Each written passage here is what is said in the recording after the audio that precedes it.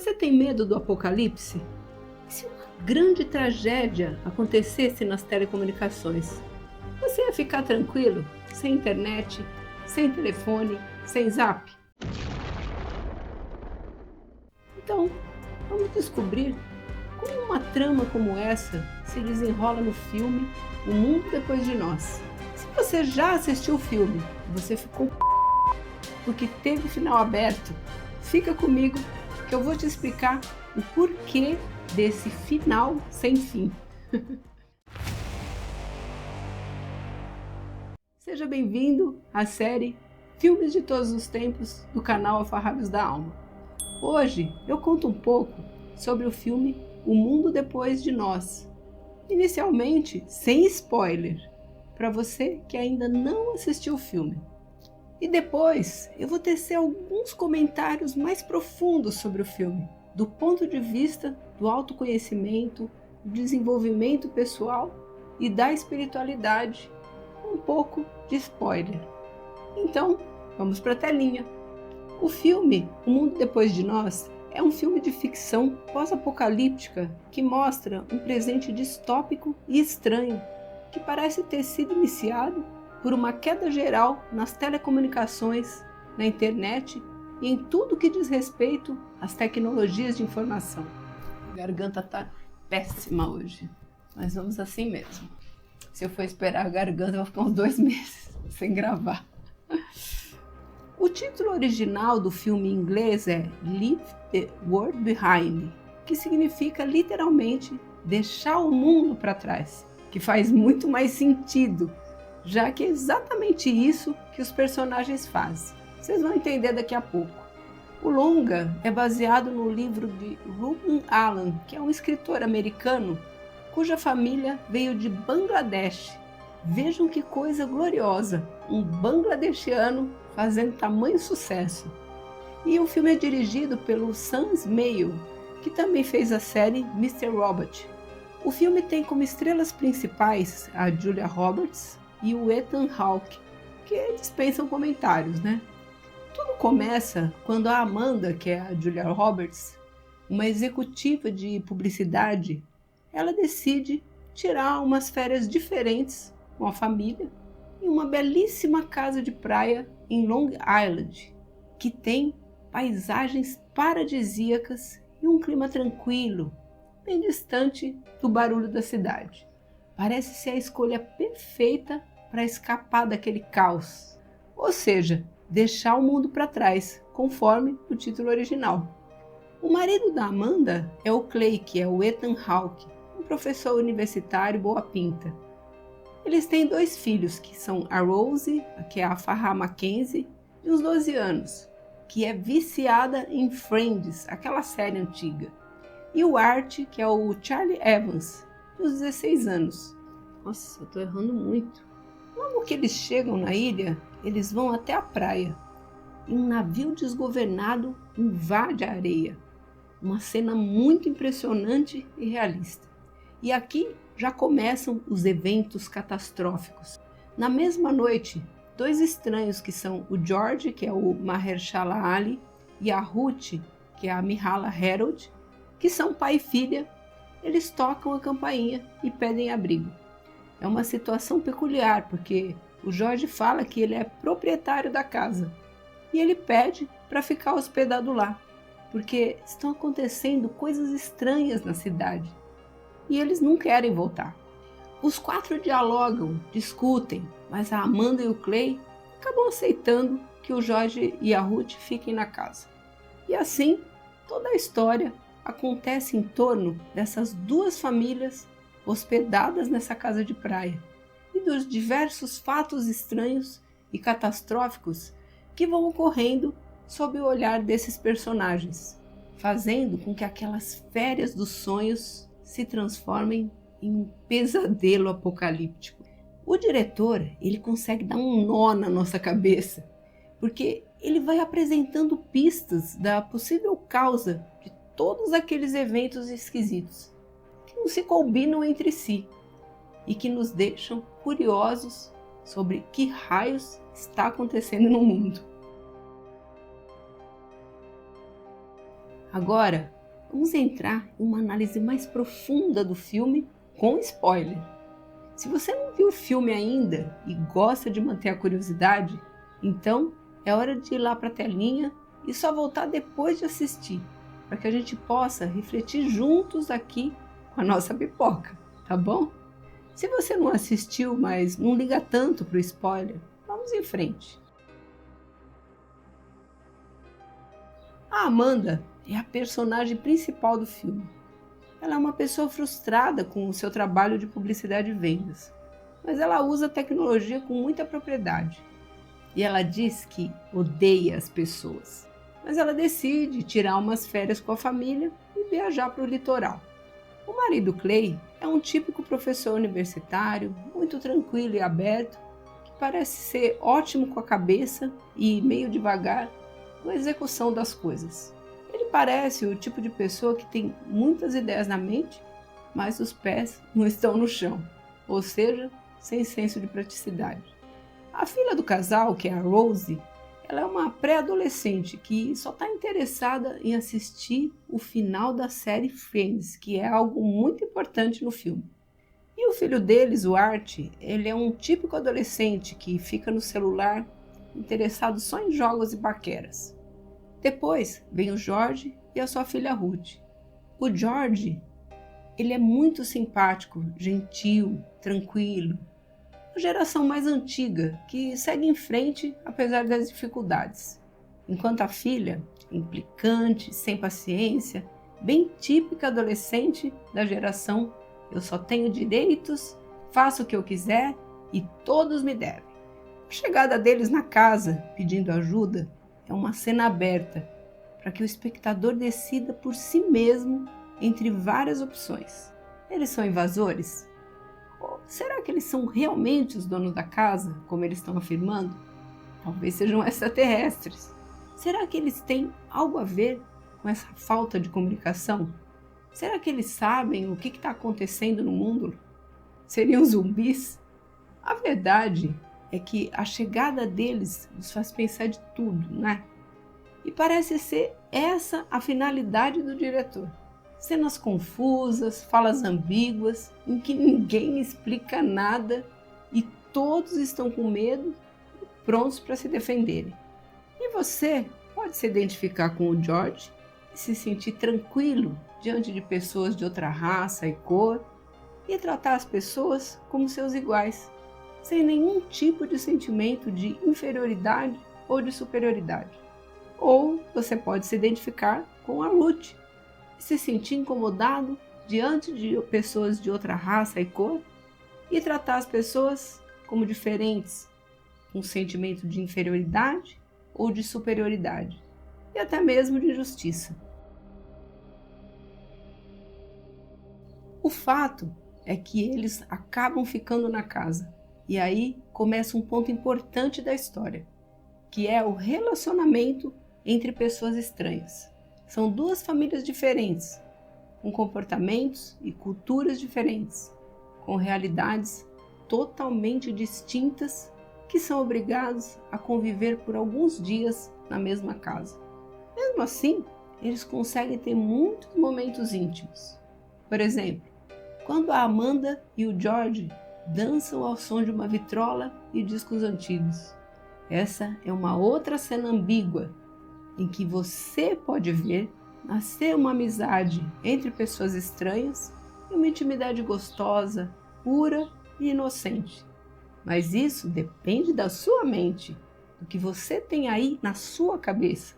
Porque você também pode ver um flerte entre dois estranhos que são casados e estão prestes a trair os seus parceiros.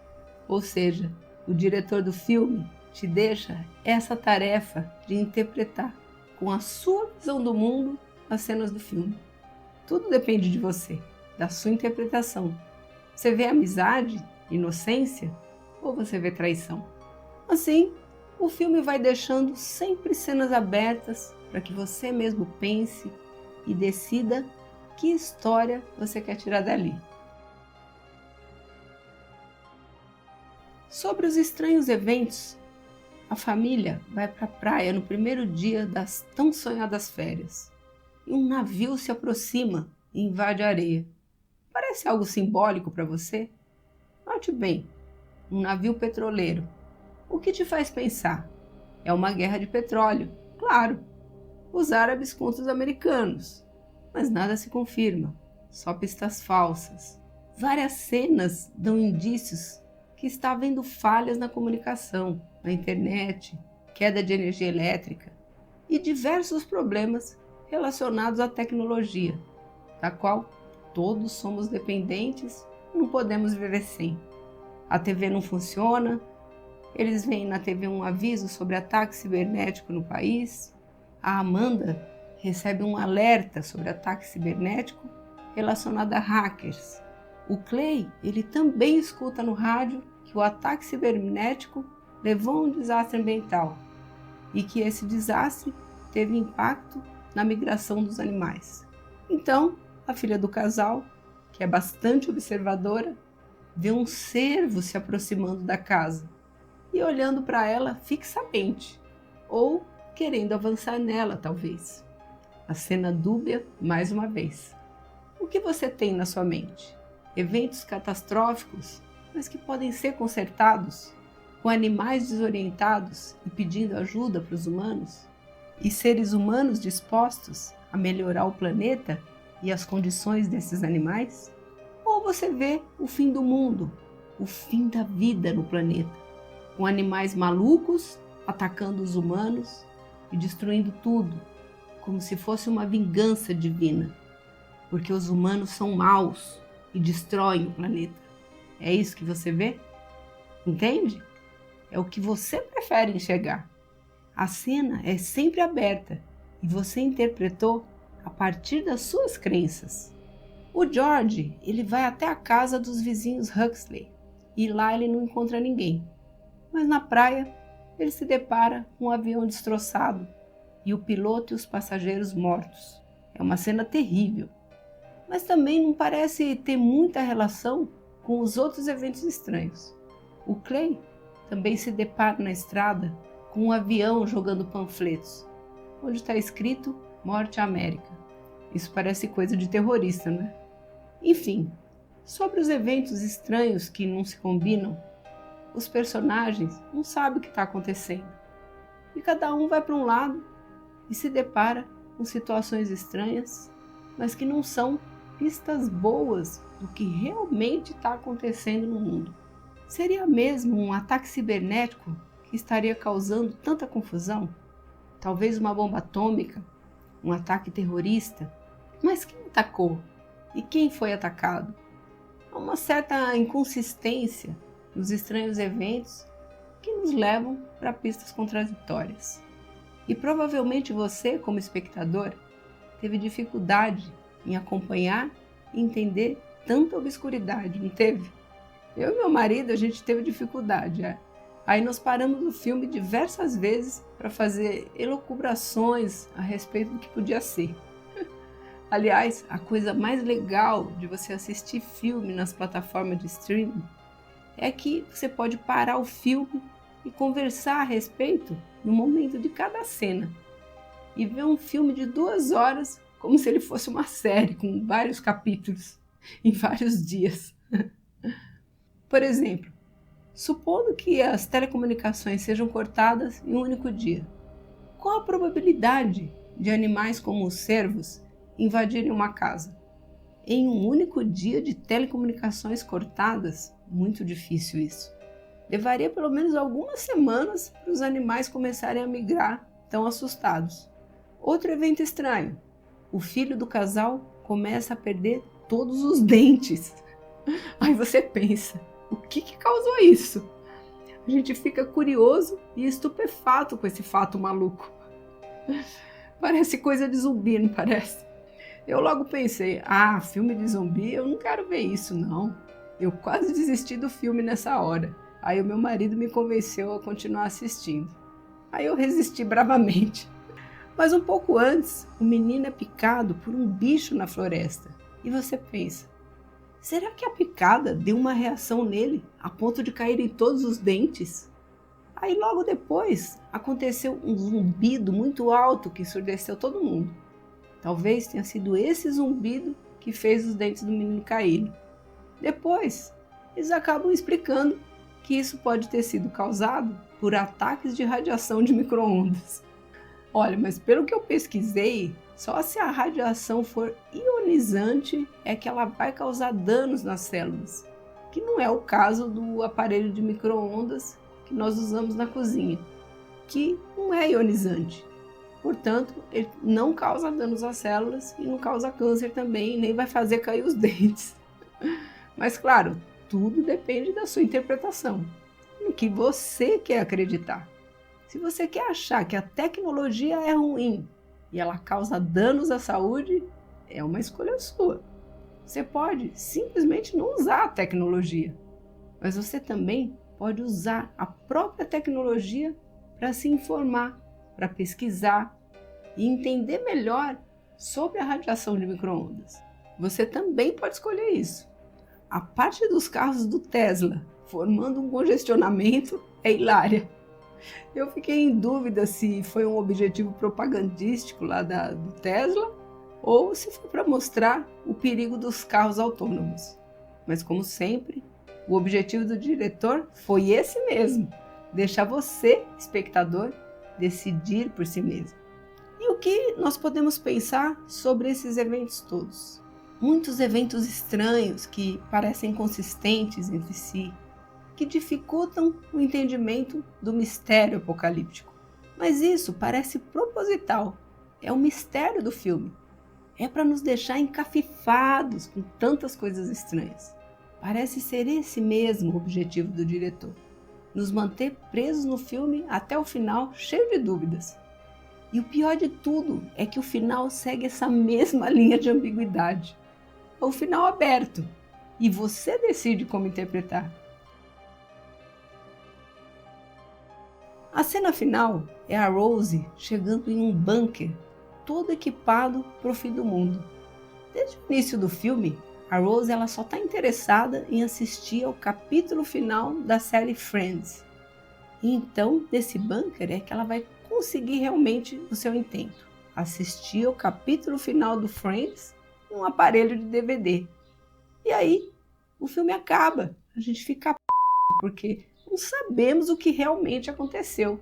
Não sabemos se eles sobreviveram ao apocalipse. A única coisa que a gente sabe foi que ela conseguiu assistir o Friends. Então, o filme parece ter dois objetivos. Um deles é de mostrar a nossa dependência das tecnologias e como a falta dessas tecnologias poderia causar uma série de fenômenos desagradáveis e catastróficos. Por outro lado, nós também podemos pensar que as tecnologias são uma dependência necessária e que elas nos ajudam tanto que se tornaram essenciais, como se fossem parte de nós. E nós somos quase como ciborgues. E que essas tecnologias são, na verdade, nossas aliadas. E elas nos ajudam a manter tudo funcionando melhor para todo mundo. E que muitas das melhorias que aconteceram no mundo nos últimos séculos foram por causa da tecnologia. Foram seres humanos que se dedicaram a invenções e descobertas sobre como a natureza funciona e que usaram isso a favor da vida dos seres humanos e dos seres vivos, criando as tecnologias. Um outro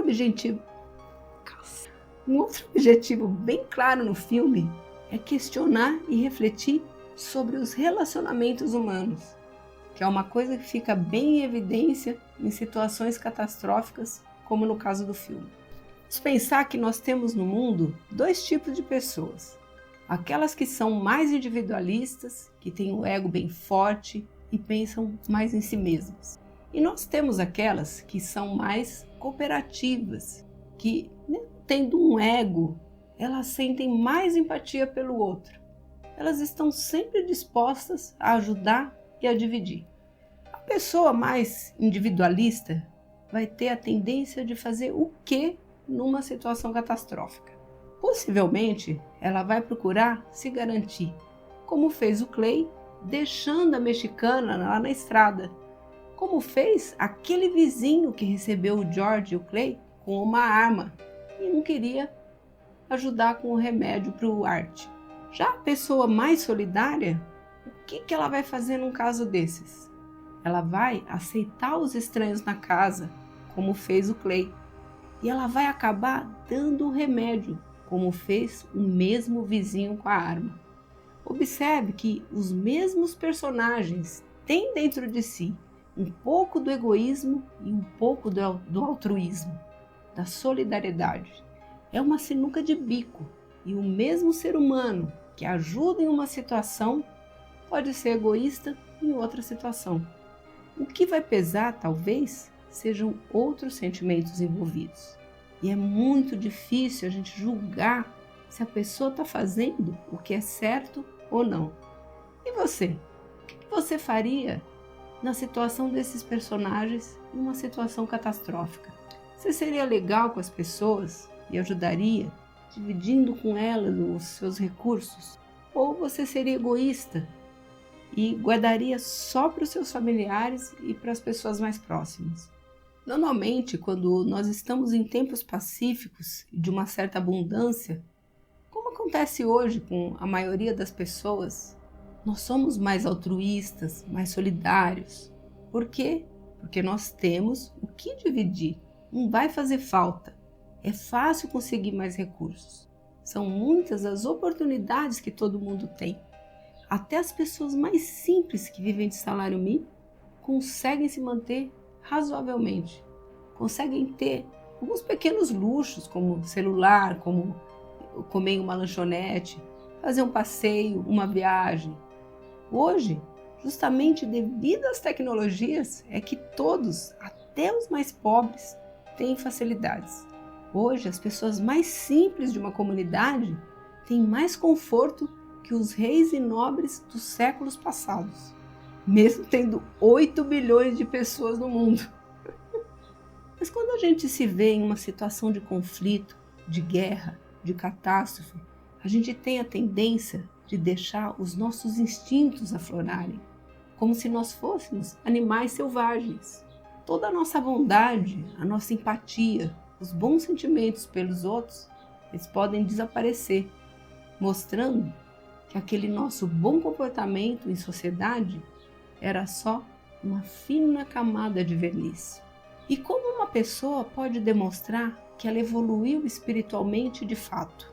É justamente em situações extremas como essa do filme, em que nós não temos nenhum controle da situação, em que a escassez é enorme e certeira, e nós precisamos manter o nosso espírito como comandante da nossa vida, e não os nossos instintos mais selvagens. Então, um bom exercício que a gente pode fazer nesse filme é observar o que nós pensamos em fazer em cada situação que esses personagens passaram. Se você estivesse no lugar de cada um daqueles personagens, o que você faria? Eu te convido até a assistir de novo o filme e observar as suas reações e como você imagina que se comportaria na situação de cada personagem. E isso vai te mostrar um pouco quem realmente você é, no sentido do egoísmo e no sentido do altruísmo. Você vai se observar e perceber o quanto você consegue vencer o egoísmo, o quanto você consegue se colocar no lugar do outro e ser parcimonioso, ao mesmo tempo preservando sua vida sem prejudicar as outras vidas. Eu também te convido a observar o seu modo de pensar sobre o desfecho de cada uma dessas cenas abertas do filme. Será que você conseguiu ver as coisas positivas da tecnologia? O quanto de benefícios elas nos trouxeram? Ou você só consegue ver os malefícios da tecnologia e que seria muito melhor a gente voltar lá para a Idade Média, porque a vida era muito melhor naquele tempo? Será que é isso? Será que você consegue ver o renascimento da humanidade na atitude da Rose, querendo ver o final de uma série que fala sobre amizade, amor e alegria? Até me arrepia. Ou você prefere ver que as tecnologias são uma desgraça e que elas estão acabando com a humanidade? E que nós devemos voltar para o tempo do videocassete, porque isso é o que vai nos restar quando tudo for destruído pela inteligência artificial e pelos ataques cibernéticos. É isso que você prefere pensar?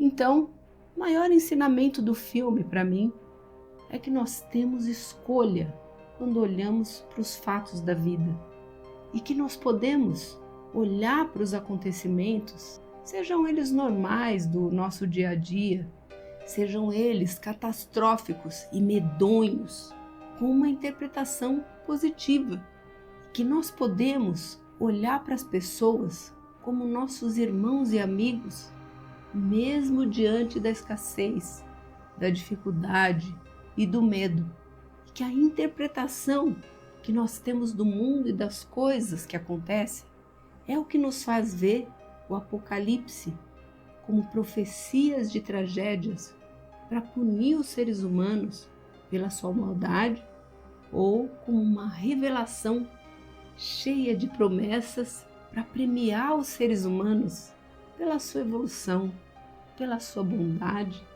e pela sua união. Agradeço por você ter ficado comigo até o final. Desejo a todos os seres uma vida plena, de muita luz, que você siga o seu caminho na mais santa paz. Namastê!